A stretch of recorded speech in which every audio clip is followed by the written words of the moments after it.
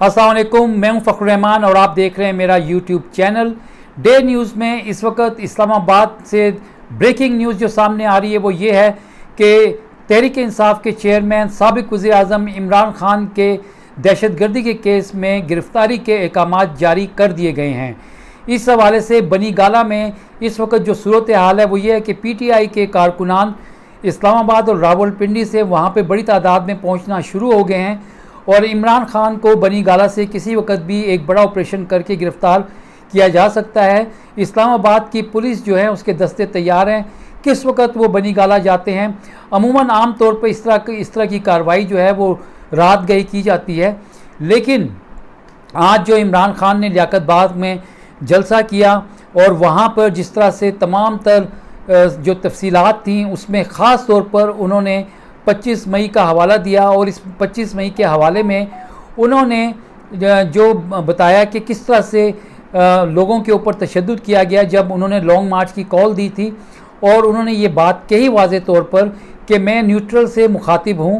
वो मुझे बताएं कि वो मुल्क के साथ खड़े हैं या नहीं खड़े हैं। उन्होंने सब पहली मरतबा जलसे में जनरल बाजवा का नाम लिया और कहा कि मुझे उनसे ज़्यादा फ़िक्र है पाकिस्तान की। इमरान खान ने यह भी कहा कि 25 मई को जो तशद्दुद किया गया उसके हवाले से जब पुलिस हकाम से बातचीत की गई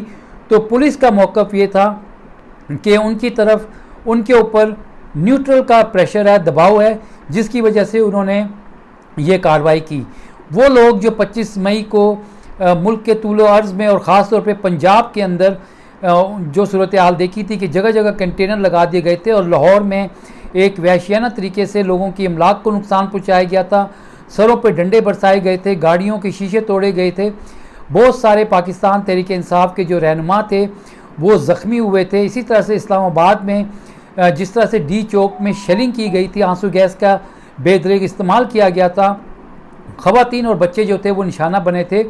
तो इमरान खान का कहना ये था कि जब इस हवाले से पुलिस से पूछा गया तो उनका मौक़िफ़ ये था कि ये न्यूट्रल के दबाव के ऊपर उन्होंने इस तरह की कार्रवाई की थी। इमरान खान ने आज खुलकर लियाकत बाग में न्यूट्रल को चैलेंज दिया और उनका ये कहना था कि आपने जो करना है कर लो, वो आप किसी भी हद तक जाने के लिए तैयार हैं। और इसके बाद फिर इमरान खान के ख़िलाफ़ दहशतगर्दी के पर्चे की इतलात आई और अब गिरफ़्तारी की इतलात आई। सवाल मेरा ये है कि इमरान खान दहशतगर्द इसलिए है कि अक़वाम मुत्तहिदा में उन्होंने मसला कश्मीर उठाया। इमरान खान दहशतगर्द इसलिए है कि उन्होंने अक़वाम मुत्तहिदा में फ़लस्तीन का मसला उठाया। इमरान खान इसलिए दहशतगर्द है कि उन्होंने इस्लामोफोबिया के हवाले से एक ऐसी तकरीर की थी जिससे पूरी दुनिया जो थी वो हिल गई थी और फिर इस्लामोफोबिया के हवाले से अक़वाम मुत्तहिदा में एक कमेटी तश्कील दी गई थी और इसके सदेबाब के लिए जो थी बाकायदा से तमाम ममालिक को इस चीज़ पर कायल किया गया कि इस्लामोफोबिया के ख़िलाफ़ मिलकर एक जदोजहद की जाएगी। इमरान खान का कसूर ये भी है क्या कि उन्होंने आवाम को इस हवाले से बेदार किया कि किस तरह से अमेरिका ने उनकी हुकूमत को गिराने के लिए साजिश की, बाहर से फंडिंग की गई, मुल्क के अंदर जो सियासी किरदार थे उनको ख़रीदा गया और फिर उनके ख़िलाफ़ अदम एतमाद लाकर जो थी वो उनकी हुकूमत को गिराया गया। इमरान खान का कसूर ये भी है कि इमरान खान ने जो मरासला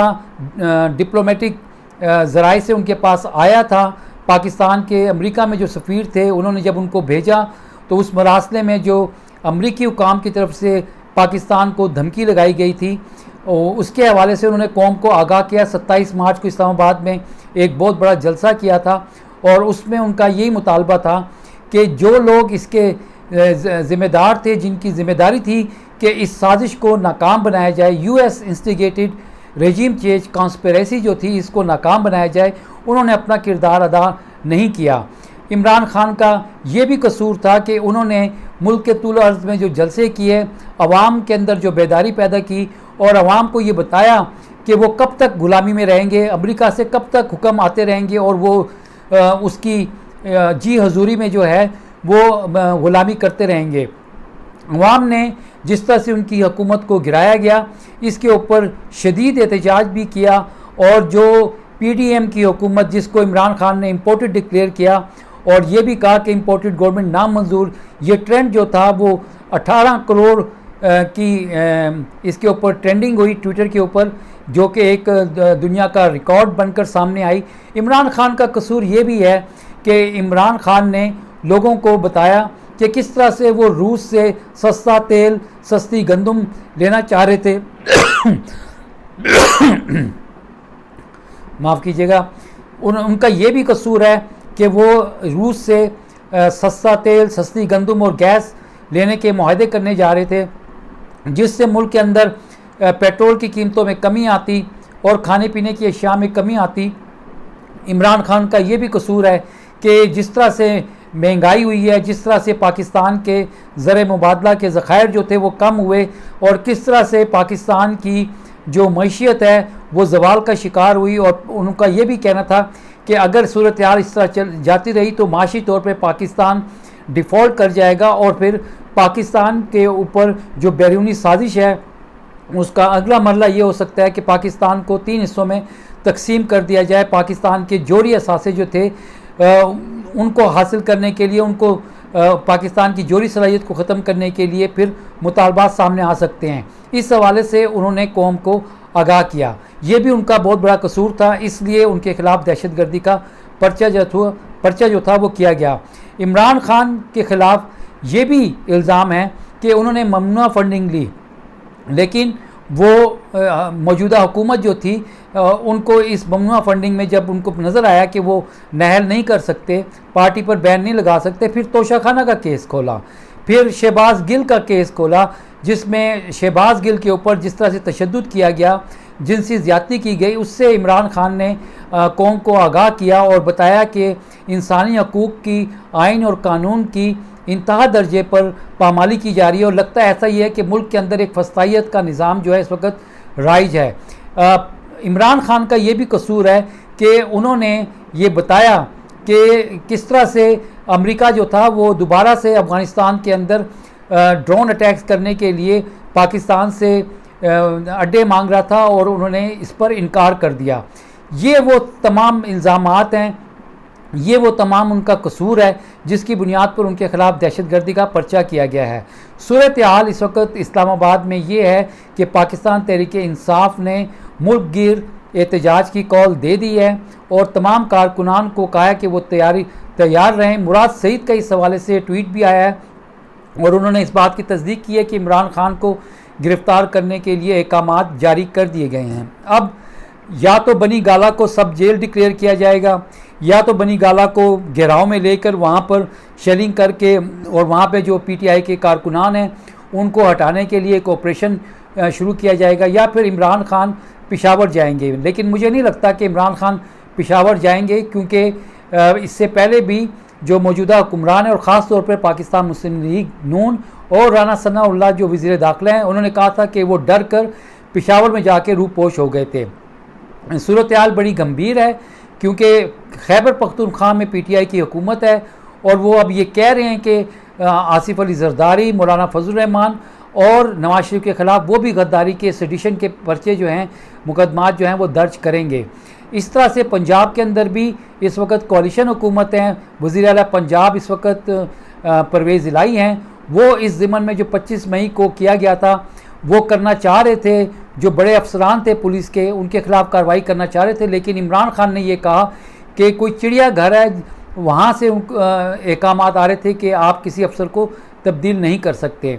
जैसे मैंने आपको पहले भी वीलॉग में बताया था कि इंतहाई तसादुम की तरफ सूरत हाल बढ़ रही है, और पाकिस्तान के अंदर जो अमन अमान की सूरत हाल है वो ख़राब हो सकती है, और किसी भी वक्त जो है वो कोई बड़ा इक़दाम जो है वो सामने आ सकता है। इस हवाले से मैं आपको ये बताऊं कि जो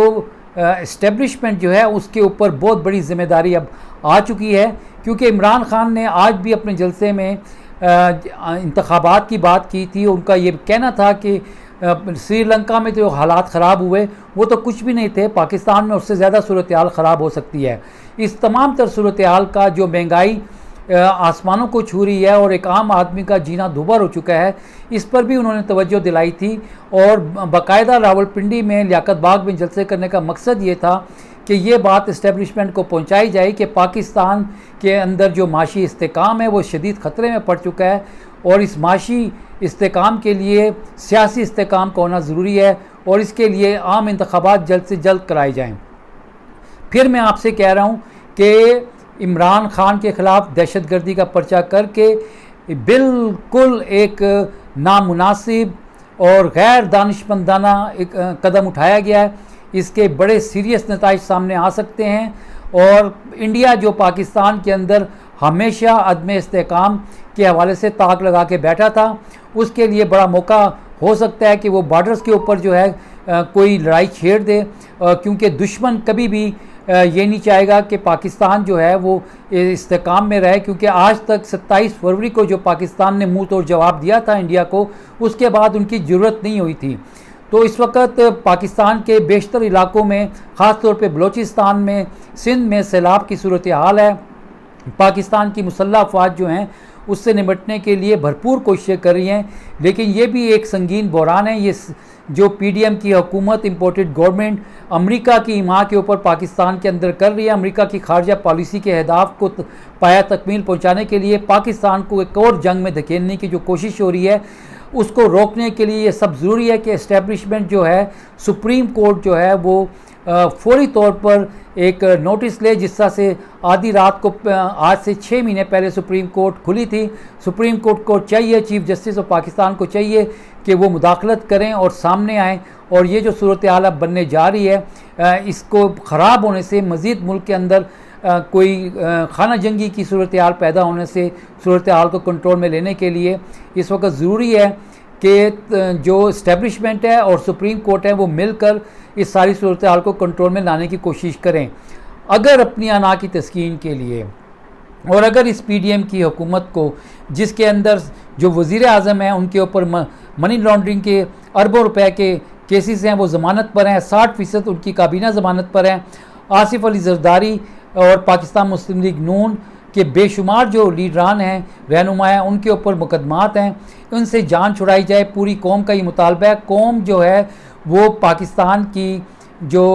इस वक्त सबसे बड़ी सियासी जमात है, पाकिस्तान तहरीक इंसाफ, उसकी हिमायत कर रही है। आज भी जो कराची में इलेक्शन हुआ है उसमें PTI का नुमाइंदा जो है बड़ी लीड के साथ कामयाबी की तरफ जा रहा है और लगता यही है कि वो कामयाब होंगे।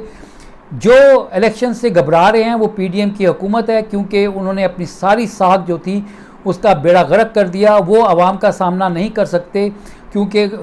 जो इमरान खान के दौर में जिस महंगाई का रोना पीट रहे थे, वो उससे कई गुना ज़्यादा महंगाई उन्होंने कर डाली है। और इससे उनकी सियासत जो थी, वो अवामी सियासत, वोट को इज़्ज़त दो की सियासत जो थी वो ख़त्म हो गई है। जैसे मैंने आपको कहा कि इंतहाई अलार्मिंग सिचुएशन है इस वक्त इस्लामाबाद के अंदर। सूरत हाल को फौरी तौर पर कंट्रोल करने की ज़रूरत है। अगर कोई और इकदाम किया गया, यानी कि जिस तरह से मुशर्रफ ने कोई इमरजेंसी लगाई थी या इस तरह का कोई इकदाम किया गया, तो उसके भी मनफी असरात सामने आएंगे। सबको बैठकर इस मसले का हल निकालना चाहिए। अभी भी वक्त है, जैसे कि इमरान खान ने पहले भी कहा था एक दिन पहले फातिमा जिन्ना पार्क में खिताब करते हुए, कि वो अभी भी वक्त है, इस्टेब्लिशमेंट जो है वो अपनी गलती को सुधार ले। जी बिल्कुल, गलती को सुधारने का बेहतरीन मौका है, बेहतरीन टाइम है इस वक्त, और फौरी तौर पे दुरुस्त फैसले पाकिस्तान के लिए करने की ज़रूरत है। अपनी किसी की अगर कोई अना है तो उसको एक साइड पे रख दिया जाए। अपना बहुत बहुत ख्याल रखिएगा। अगले वीलॉग के साथ, अगली ताज़ा तरीन सूरत हाल के साथ मेरी कोशिश होगी कि मैं आपको अपडेट करूँ।